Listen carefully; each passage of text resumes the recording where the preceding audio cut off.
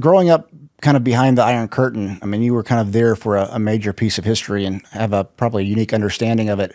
What was that like? What did you really learn from that, and how do you kind of apply that to your philosophy now? I'm really grateful for that background because I could actually look across a wall and see the dismal, dark, broken down Eastern Bloc, communist territory, and then just turn around on a riser and look back at the West and see the difference. Prosperity, happiness, everything. I'm not saying the West is perfect, but you rarely have, most people don't have in their lives a line right through the middle of a city where they can say, that doesn't work and this does. People are trying to escape over there, and here they're, wanting to drill down.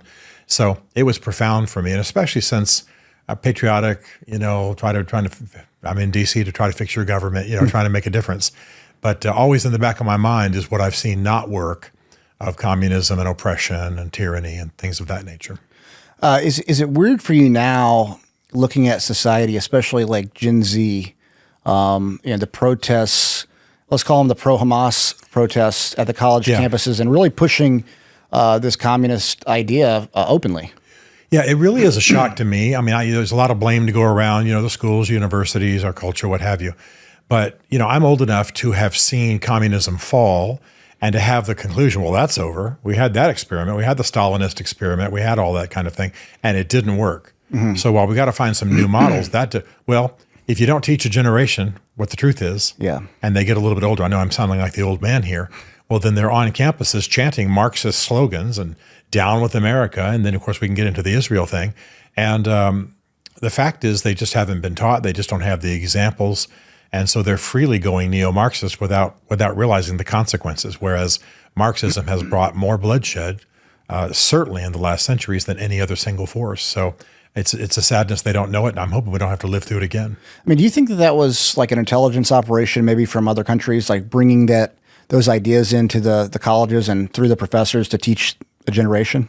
I don't think they're forward influences. I do think it's, and I'm not trying to be hardcore right-wing here, but I do think it's left-wing professors, A university, I'm part-time part of a university, and a university is in a unique place. It's not necessarily checked by the real world, right?